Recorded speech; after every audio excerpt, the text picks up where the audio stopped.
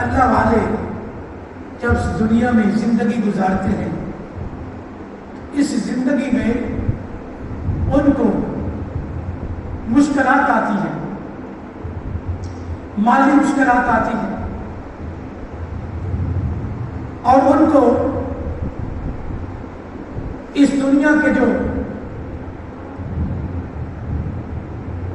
عجیب انداز ہوتے ہیں ان سے ان کو گزرنا پڑتا ہے، اور اس آزمائش سے گزرنے کو یوں سمجھ لے کہ جس طرح سونا سونا ہوتا ہے، چاہے وہ صدیوں زمین کی گہرائیوں میں پڑا رہے، مٹی میں پڑا رہے، لیکن جب بھی اس نے کسی محبوب کے گلے کا ہار بننا ہوتا ہے تو اس کو ہار بننے کے لیے مٹی کی جو آگ کی جو مصیبتیں ہیں، جو صعوبتیں ہیں، ان کو برداشت کرنا پڑتا ہے، پھر اس کے اندر جو کھوٹ ہوتی ہے وہ ختم ہو جاتی ہے، اور پھر سنار اس کو زیور کی صورت بناتا ہے۔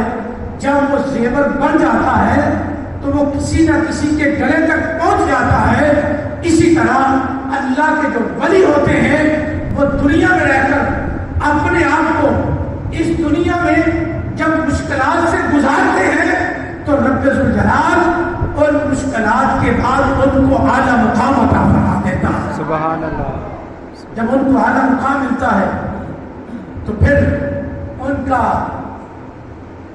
انعام یافتہ لوگوں میں نام آ جاتا ہے۔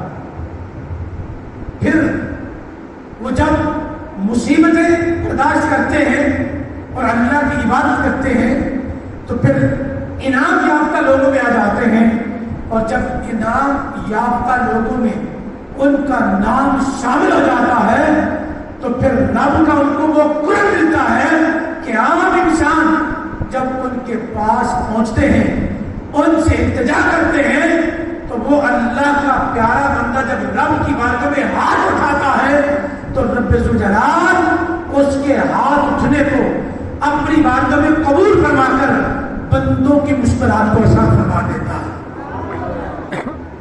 اگر یہ بات سمجھ آ جائے، انسان کو اللہ کے ولی کی شان، اس کا مقام، اس کا مرتبہ سمجھ آ جائے گا۔ لیکن میں نے آج جو آپ حضرات کے سامنے آیات کریمہ پڑھی، یا ایھا النفس المطمئنہ ارجعی الی ربک راضیۃ مرضیہ فادخلی فی عبادی وادخلی جنتی۔ آج اللہ کے ولیوں کا اس دنیا کے بعد جو مقام شروع ہوتا ہے، اس دنیا کے بعد جو رب ذوالجلال ان کو شان اور مرتبہ عطا فرماتا ہے، اس شان اور مرتبے کا اس وقت پتہ چلتا ہے جب اللہ رب العزت ان بندوں کی دنیاوی زندگی کو اپنی بارگاہ میں قبول فرماتا ہے۔ کیا جب وہ اللہ اللہ کر کے اپنے رب کو منا لیتے ہیں، جب وہ الا بذکر اللہ تطمئن القلوب کے مقام پر پہنچ کر اپنے دل کو مطمئن کر لیتے ہیں، اس دنیا سے بے خوف ہو جاتے ہیں، الا ان اولیاء اللہ لا خوف علیہم ولا هم یحزنون کے مقام پر جب پہنچ جاتے ہیں تو پھر جب ان کا آخری وقت آتا ہے، جب وہ رب ذوالجلال کے پاس پہنچنے نظام کا وقت جب ان پر آتا ہے تو اس وقت میں رب ذوالجلال ان کو ایک دعوت دے رہا ہوتا ہے، ایک بلاوا دیتا ہے، یا ایھا النفس المطمئنہ، اے اطمینان والی جان، اے سکون والے نفس، اے سکون والی جان۔ کون سی جان؟ الا بذکر اللہ تطمئن القلوب، جو میرے ذکر سے سکون حاصل کر لیتے ہیں۔ پھر رب ذوالجلال ان کو آخری وقت میں بلاتا ہے، اے اطمینان والی جان، اے سکون والی جان، ارجعی رب کی طرف جب رب ذوالجلال اس کو بلاوا دیتا ہے تو وہ جان جو دنیا میں رہ کر مشکلات کو برداشت کرتی رہی، جو ذکر و اذکار کرتی رہی، وہ جان ایتھا النفس المطمئنہ، اے اطمینان والے نفس، اے سکون والی جان، ارجعی الی ربک، آ جا اپنے رب کی طرف لوٹ آ، راضیہ مرضیہ، تو رب سے راضی ہو جا اور تیرا رب تجھ سے راضی ہو گیا۔ سبحان اللہ، ماشاء اللہ۔ اب ان الفاظ کو سمجھنے کے لیے تھوڑی سی توجہ کی ضرورت ہے کہ رب ذوالجلال نساء کے وقت اپنے بندے کو بلاتا ہے، اور بعض حدیث میں آتا ہے کہ عام بندے کی جان تو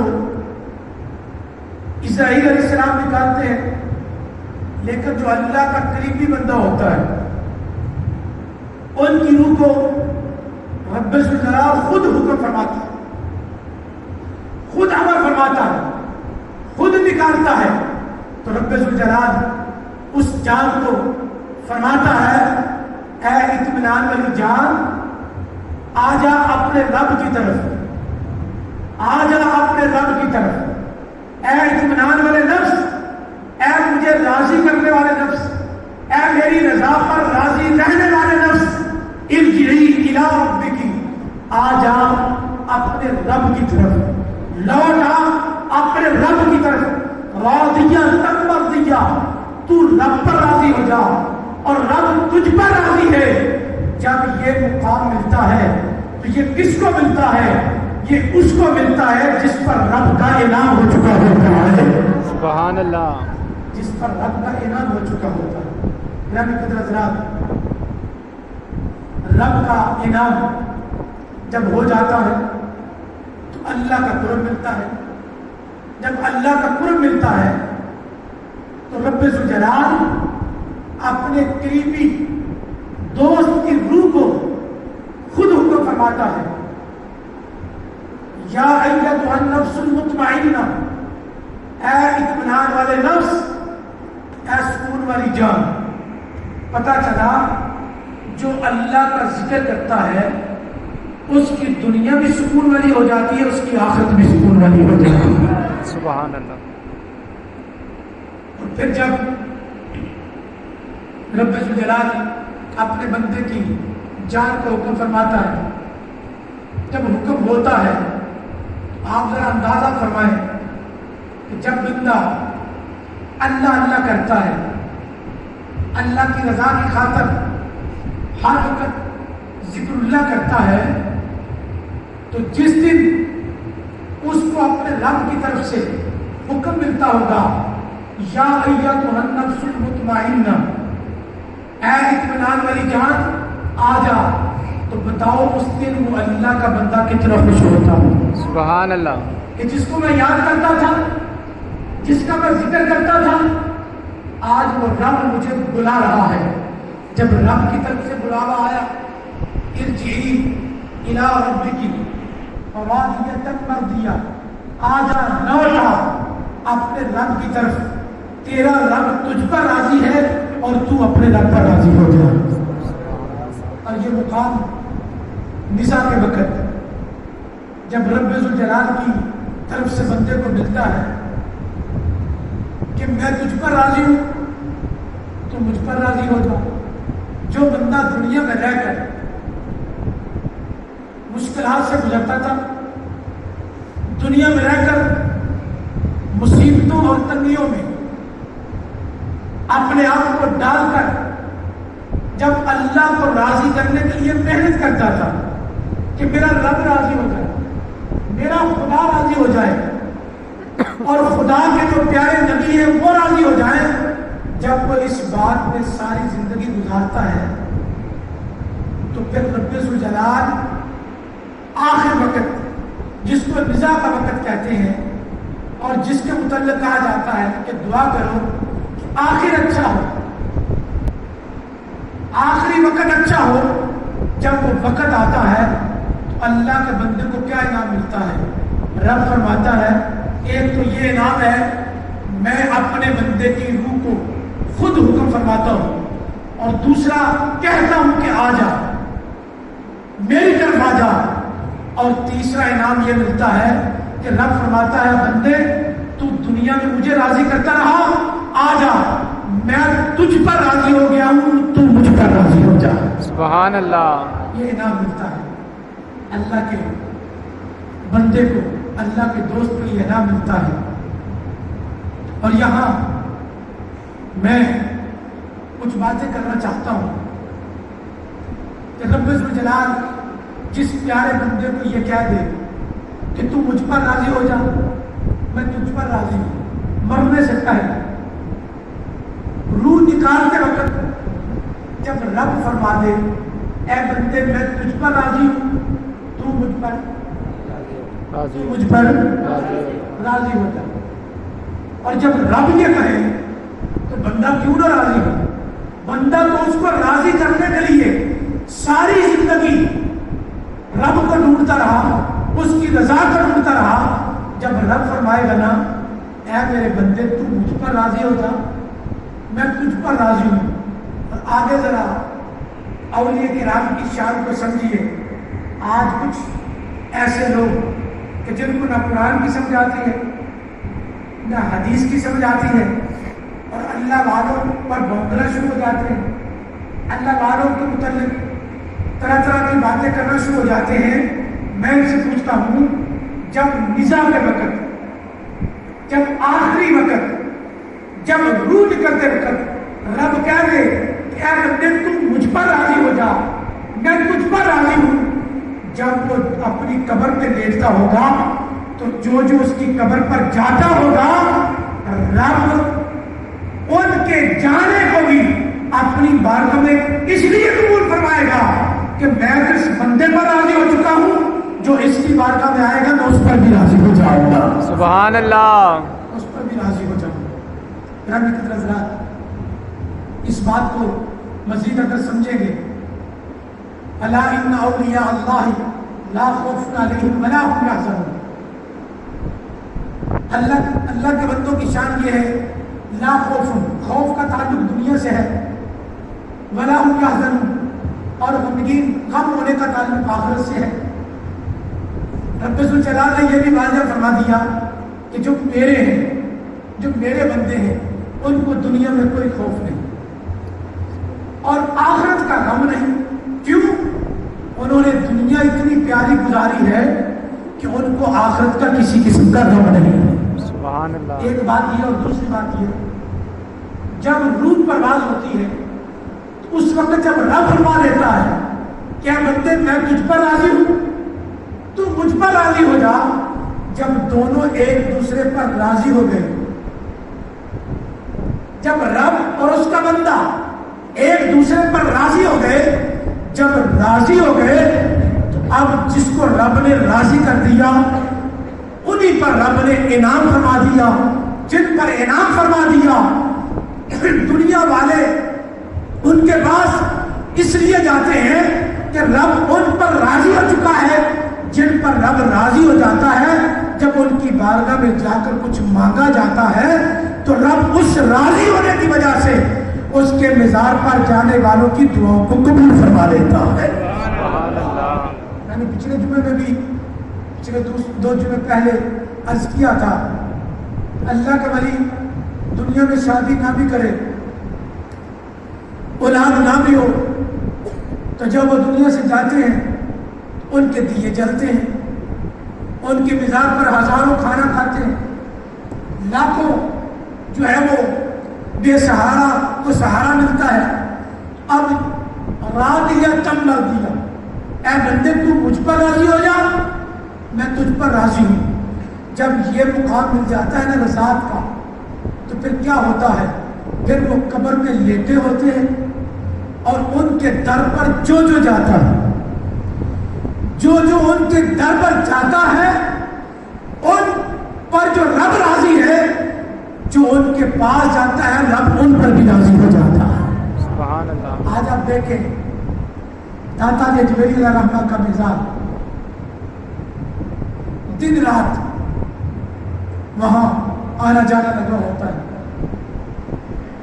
और फिर हजारों लोग सुबह दोपहर शाम नहीं बल्कि 24 घंटे। आज तक आपने ऐसा किचन या आस्थाना नहीं देखा होगा जब 24 घंटे खाना खाया जाए। बेशक जिस वक्त कोई इरादा करे वहां जाए, उसी वक्त उसको लंगर मिल जाए। बेशक बेशक। अब बंदा पूछे ये क्या मामला है, बड़े बड़े बादशाहों के दर पे जाए तो 24 घंटे खाना नहीं मिलता, कभी गरीब को दुत्कार दिया जाता है, कभी उसको नाराज कर दिया जाता है।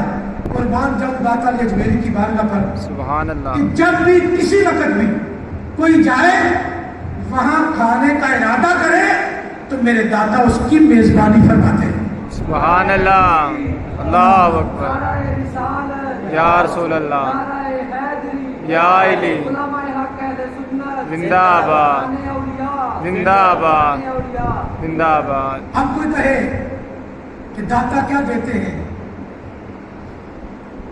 अरे सबसे मुश्किल काम रोटी खिलाना है इस दौर में। और बड़े बड़े अमीर, बड़े बड़े मालदार जो हैं वो 1-2 दिन खाना खिला के थक जाते हैं। लेकिन कुर्बान जाऊं दाता अली अजमेरी के दस्तरखान पर जब भी किसी वक्त भी कोई इरादा करता है वहां पहुंचता है तो मेरे दाता उसको खाना अता फरमा देते हैं। और सिर्फ अता ही नहीं, अगर कोई वहां से जमा करके घर में लाना चाहे तो ला सकता है। बेशक। अगर कोई जमा करके घर में लाना चाहे तो ला सकता है।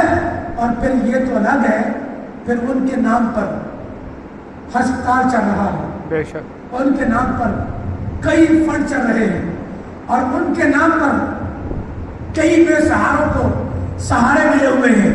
अब कोई कहे कि ये क्या काम है तो हम कहेंगे रादिया तम मर्दिया, मेरा रब उन पर राजी है और वो अपने रब पर राजी हैं। जो इस मुकाम पर पहुंच जाते हैं रब्बे ज़ुल जलाल क़यामत तक उनके आस्थानों को आबाद फरमा देता है। सुभान अल्लाह। उनके आस्थानों को आबाद फरमा देता है। करम कदर हज़रात, क्योंकि औलिया किराम की जब शान बयान हो तो फिर ख्वाजा ख्वाजगा हजूर ख्वाजा पीर फैज़ मोहम्मद शफ़क़त मदहारी सुभान अल्लाह रहमतुल्लाह अलैह ज़्यादा मुर्शिद जो है उनका जिक्र ज़रूरी है।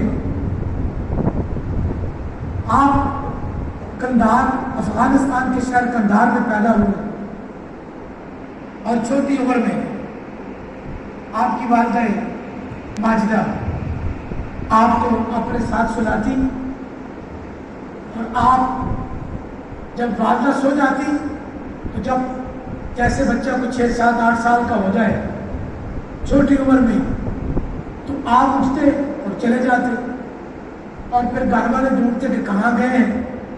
पता चलता कि आप दरिया के किनारे अल्लाह अल्लाह कर रहे हैं। सुभान अल्लाह। ये बचपन से आपका तरीका था।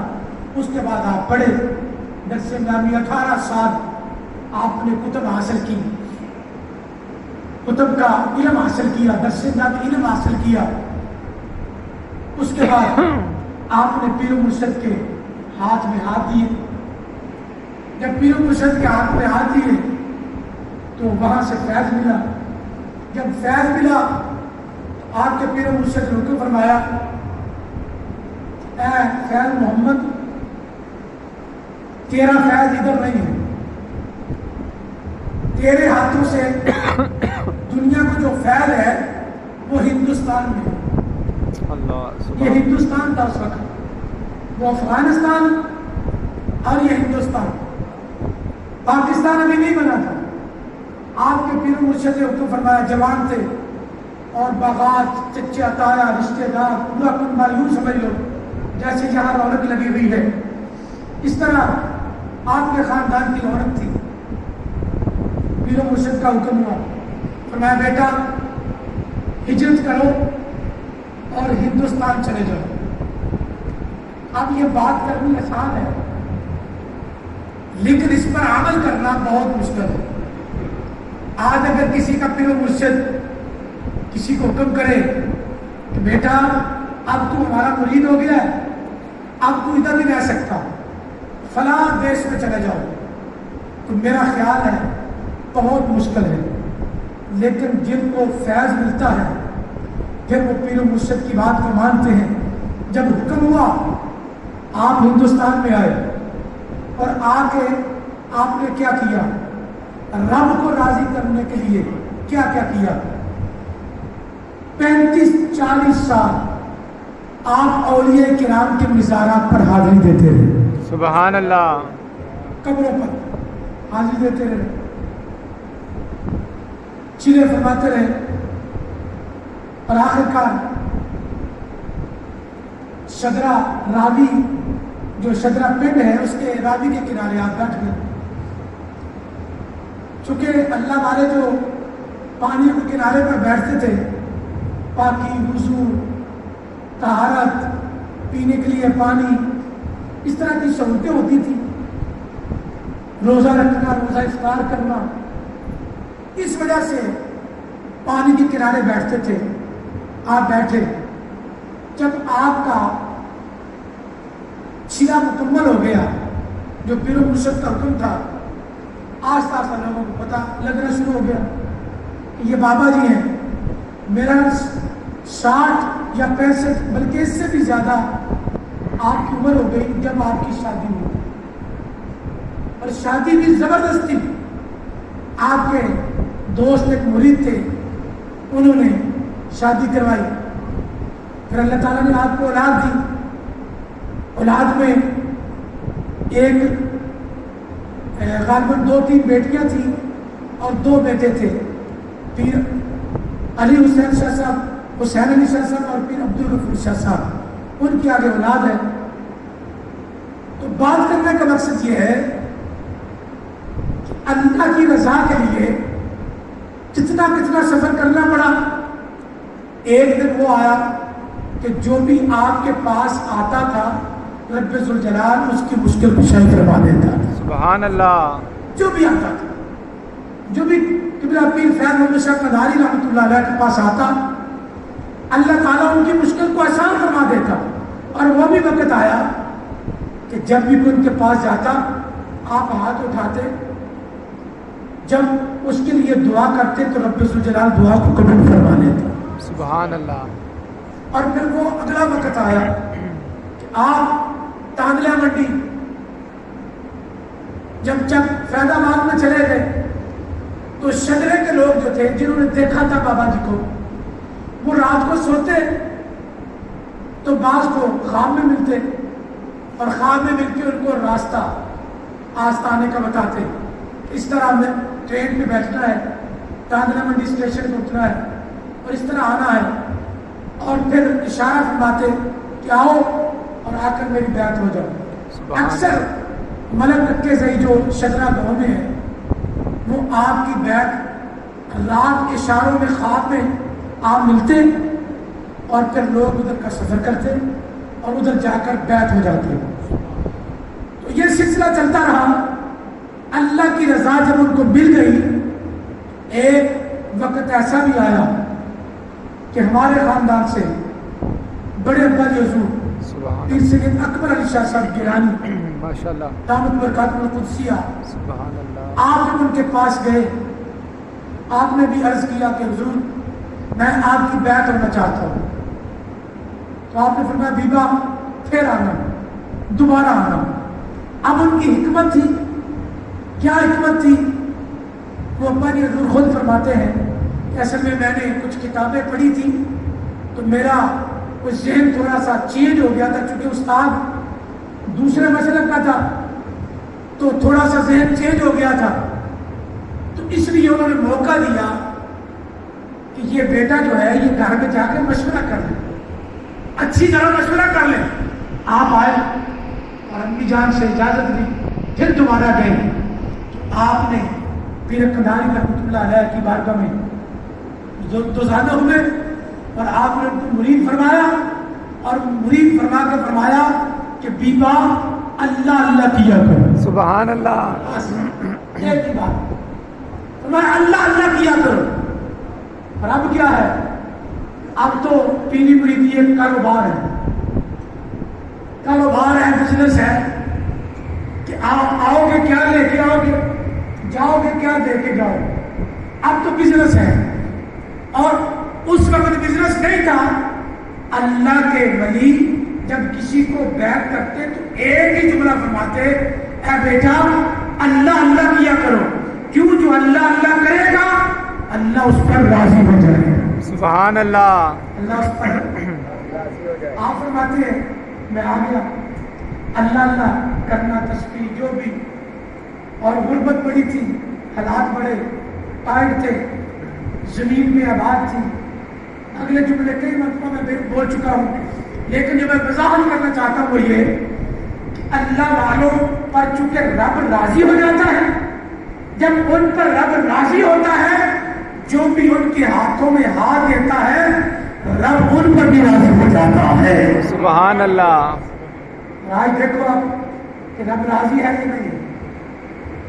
جہاں 50 روپے فیس نہیں ملتی تھی پڑھنے کے لیے، اس وقت جب ہم پڑھتے تھے تو 50 روپے بڑی مشکل سے خرچہ ملتا تھا، لیکن آپ دیکھیں کہ اللہ کا فضل و کرم ہے، ادھر سینکڑوں بچی اور بچے پڑھ رہے ہیں، اور آگے یہ سلسلہ چل رہا ہے اور بڑھ رہا ہے، اور جو بھی یہاں پر نسبت قائم کر رہا ہے رب ذوالجلال اس کے رزق میں بھی برکت نازل فرما رہا ہے۔ یہ سلسلہ کہاں تک چلے گا؟ جب تک قیامت نہیں آئے گی اس وقت تک یہ سلسلہ چلے گا۔ رب نے اپنے نبیوں کا سلسلہ جب بند کر دیا تو اپنے ولیوں کا سلسلہ قیامت تک جاری رکھا۔ فرمایا یہ آتے رہیں گے، لوگوں کو ہدایت کا راستہ بتاتے رہیں گے۔ تو میں عرض کر رہا تھا جن پر رب راضی ہو جاتا ہے، جو ان کے سلسلے میں آ جاتا ہے، جو ان کی کڑی میں پڑ جاتا ہے، اس کا سلسلہ آگے بڑھتا جاتا ہے، بڑھتے بڑھتے یہ سلسلہ چلتا رہتا ہے اور قیامت تک یہ چلتا رہے گا۔ اور رب ذوالجلال جو نسبت والا ہوگا اپنے ولیوں کے صدقے رب ان پر بھی راضی ہو جائے گا۔ سبحان اللہ۔ اللہ